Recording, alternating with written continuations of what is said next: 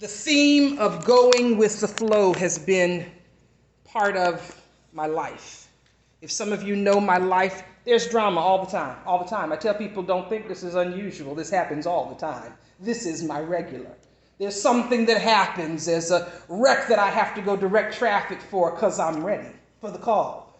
Or there's someone that crossed my path, or there's a conversation that happens, or something. And I had the opportunity, after all of the haste and motion of May and some of June, to take some time away and rest. And when I think about rest, one of the things that I think about is the ocean. There's something about the smell. Growing up as a kid and living on the Pacific Ocean, I lived right on the coast. I lived at one of the inlets to the San Francisco Bay Area. And when we went to the beachside, one of the smells I remember is the smell of seaweed. And on a recent trip down the coast, as I neared the edge of Savannah and crossed over into Tybee, I told the folks that were with me, can you smell it? Can you smell it? As a little kid, it was the seaweed that had balls on them and you could pop them, and that just seemed very exciting to me. And as I took the opportunity, because I had prayed for good weather, not 100-degree weather, shortly, not too long after sunrise, I was on the beach. The sun was out. It was a partially cloudy day. It wasn't too hot.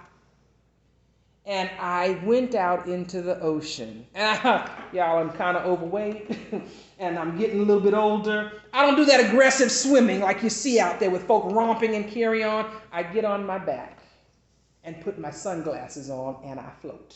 That's what I do. And on this morning, that's what I did. But one of the things that is challenging for me in all my specialness is stealing and silencing the mind. And so as I was there, I was thinking about stuff. I was thinking, man, I should have brought my sunglasses this run down to the beach because that sun's kind of bright. I was thinking about the salt water that would splash up occasionally in my eyes. But as I lay there, the purpose was rest. And I began to realize the tension that was in my body, and I thought, well, if I relax, what will happen? Will I sink? How relaxed can I get? Could I relax a little bit more and still trust that the waves would hold me? And I played that game with myself, all by my lonesome, out there in the middle of this ocean. And I said, well, if I lay here and relax like dead weight, am I going to sink? What will happen? And you know what happened? Nothing. No matter how relaxed I got, the water, the waves continued to hold me. And it rocked me, because the second time out I went and got my sunglasses. It rocked me to the point of relaxation, that, you know, that time where you lay down and you don't know how much time has gone past. You're not really sure. I could see the clouds as they went by. I could tell how fast they were moving across my vision. And every now and then I'd look around. I'd see a ship coming in way in a distance, and at first it was behind my head, and then it was over my right shoulder. And I'd look up every now and then, because I had my kite tethered to the tent where our stuff was, so that I could get my bearings and know whether I had gone too far out in the water. Because you see, first I had gone to see how far out I could go and still have my feet reach the ground pretty far. But that's a story for a different day. And I sat there and I realized that I could fully relax and go with the flow. You know, I've heard that saying a lot. Just go with the flow. And sometimes it means good things, and sometimes it doesn't.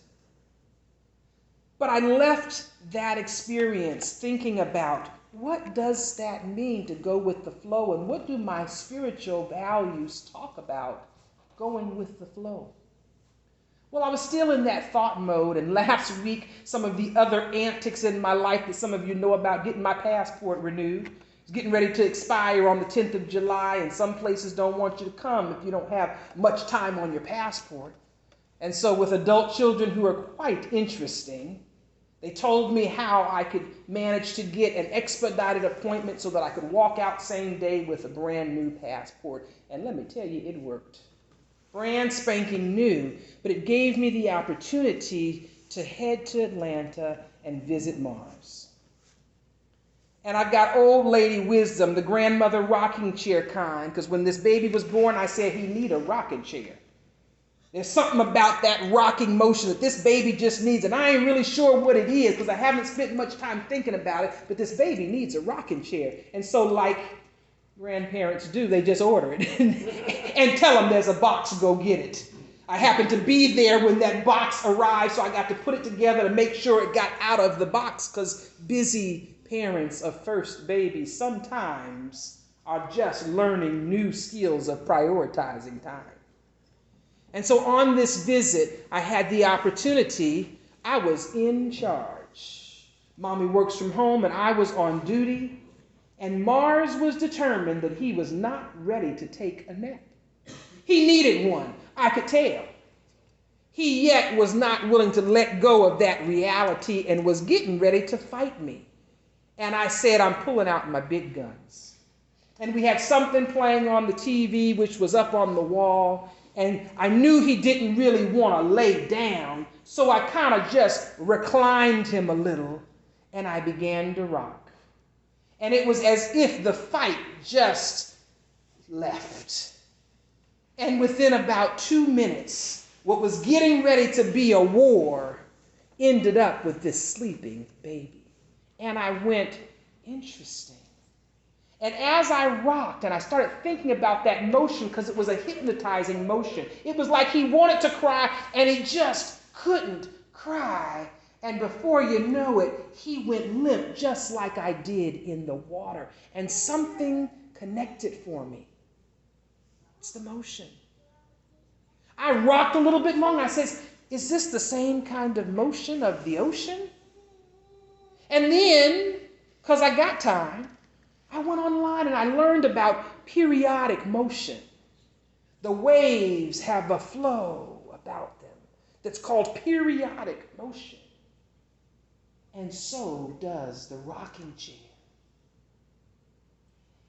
And I say, I need to know a little bit more about this go with the flow. Who said that in the first place? Who was this person? And I found out that there was a Roman emperor about 300 years BC named Marcus Aurelius.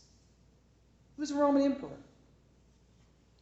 And the story goes that while he was waging wars, all or most of his children were dying. Death was happening. He seems to be connected with the line of thought called Stoicism. Now, we have the word Stoic, but this was really named after the place where they used to meet. Philosophers of the time used to meet and discuss these kinds of things. And one of the things that they were trying to find out, like, what's this thing about life and happiness, and how do we achieve it? Because see, back then, we're going back where money and stuff wasn't automatically connected with happiness. And so they'd spend time trying to figure it out. And they came up with some really good things. The teachings of Stoicism talk about virtue, tolerance, and self-control. A Stoic is someone who remains calm under pressure and emotional extremes. They understand what they call logos, the cause and effect systems.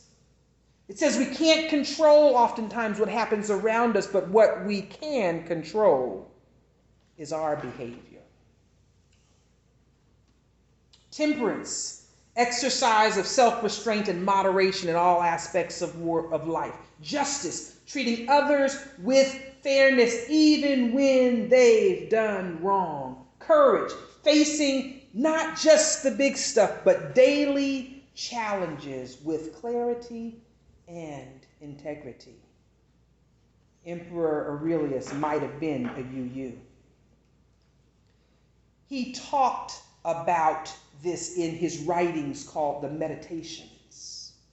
He wrote a lot about the flow of happiness and thoughts that he surmised where things flow naturally.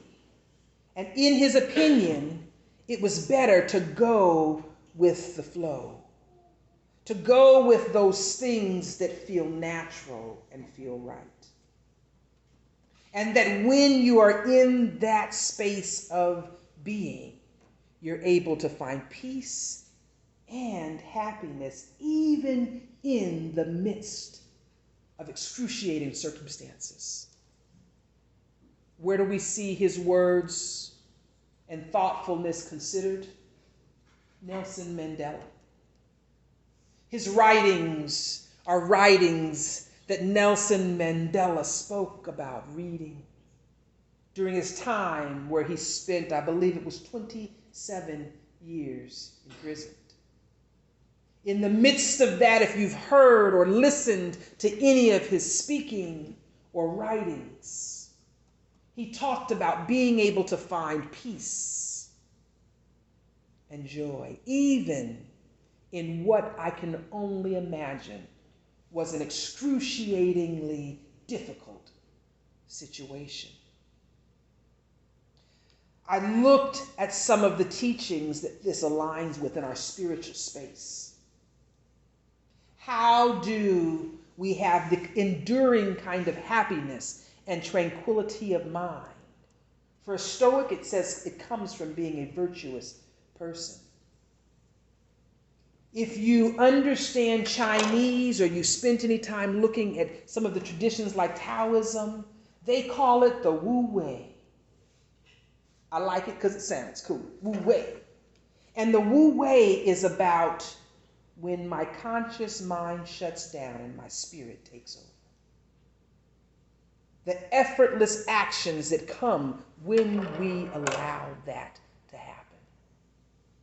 How many of you have ever had a time where you felt like this is just my lane? Where you were doing something or involved in something and you felt like this is my space. This is me in purity. You see, to go with the flow that he was talking about, the effortless action wasn't a passive response. It was saying, when the conscious mind and the ego stuff quiets and your spirit or the truth of who you are takes over, you too are going with your flow. You see, it's a spiritual principle about connecting with what is true. In the words of that poem that Jen read, the God of your understanding, we have this concept of God.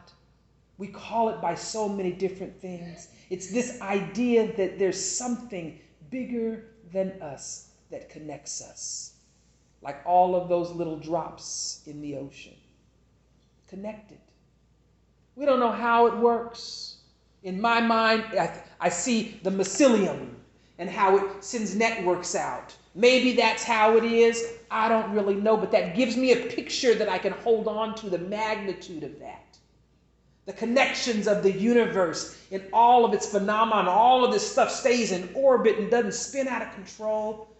That, for me, is part of the picture of the concept of God and the universe that I talk about. But it's connecting with that place.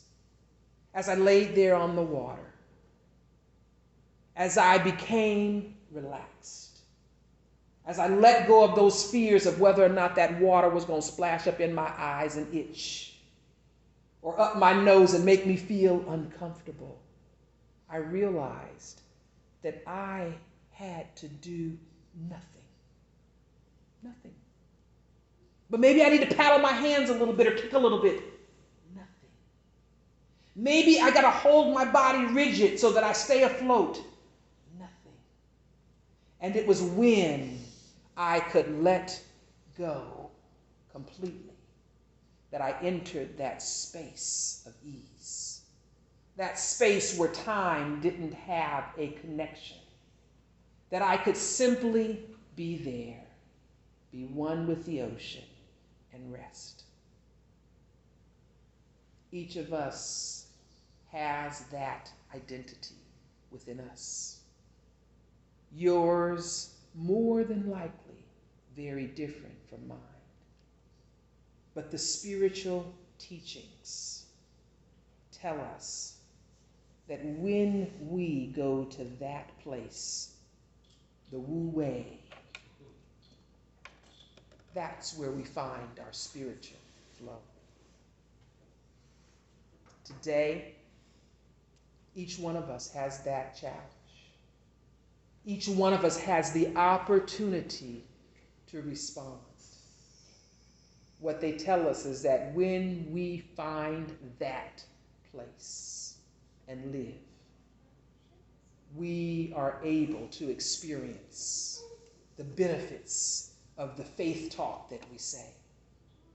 When we're able to have our actions align with our values and our heart, with these beliefs that we say are the things that guide our life. When we are dead center in that, we too can flow like water. I hope you will accept that challenge. Find your Wu Wei. We come and support each other so that we can collectively support each other as we find our Wu Wei.